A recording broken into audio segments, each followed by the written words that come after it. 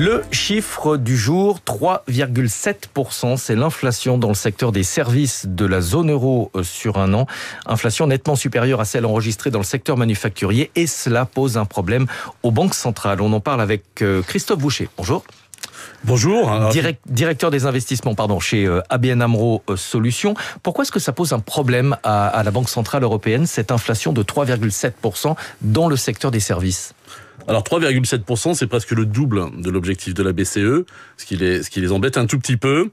Et certains membres de la BCE, et encore le banquier central slovaque il y a 2 jours, et Isabelle Schnabel également, quelques temps auparavant, indiquaient que les futurs chiffres de cette inflation des services allaient être déterminants dans la capacité de la BCE à poursuivre les baisses de taux. Donc on voit qu'il y a bien un sujet de crispation.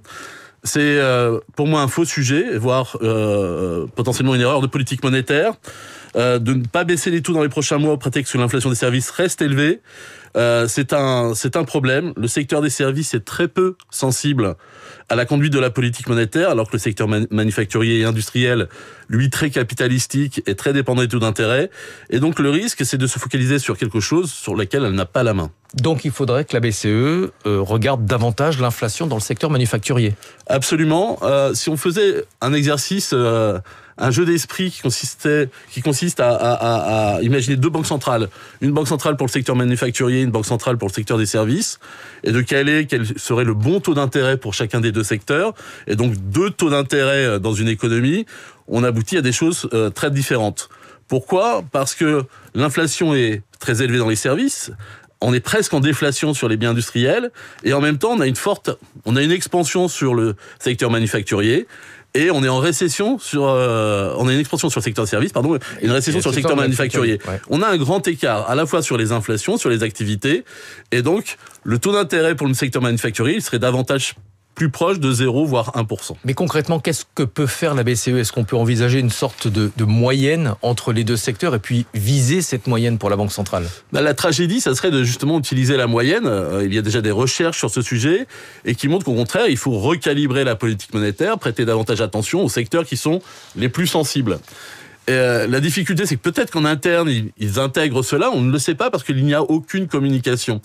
Et on le voit, lorsque le taux d'intérêt est à 2,5 aujourd'hui, on commence à avoir des banquiers centraux qui nous disent « ça y est, on va probablement s'arrêter ». Ça laisse penser qu'ils n'ont pas calibré cela correctement. Mais c'est pas la première fois qu'un tel écart se produit entre le secteur manufacturier et le secteur des services. Alors, en termes d'activité, on a déjà observé cela par le passé, mais cet écart entre l'activité dans les 2 secteurs, mais également sur les prix, c'est la première fois malgré tout. Et c'est très post-Covid.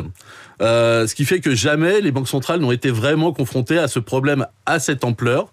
Et le risque, c'est de pénaliser, et c'est probablement déjà le cas, l'industrie allemande et l'industrie plus généralement dans la zone euro. Et on a bien compris, en visant une sorte de moyenne, au final, la BCE pénaliserait les 2 secteurs en même temps. Est-ce qu'on sait ce que va faire la BCE pour les prochaines réunions ? Quelles sont les anticipations de marché aujourd'hui ? Oui, alors les anticipations de marché sont de 2 baisses de taux dans les mois à venir et une sorte de pause par la suite. 0,25 à chaque fois. Voilà, 25 points de base. Donc on peut imaginer, alors tout dépendra bien sûr de cette évolution de l'inflation des services, mais on peut imaginer 2% au mois de juin et puis une pause par la suite. 2% pour le taux de la BCE. Pour le taux de la BCE. Bien entendu. Merci beaucoup pour ces explications. Christophe Boucher, directeur des investissements chez ABN AMRO Solutions. Vous l'avez compris, si vous avez un projet d'achat immobilier en contractant un crédit ou si vous êtes un chef d'entreprise et vous avez un projet d'investissement, 2 baisses de taux attendues du côté de la BCE au cours des prochains mois. 6h57 sur Radio Classique. À suivre dans un instant la matinale.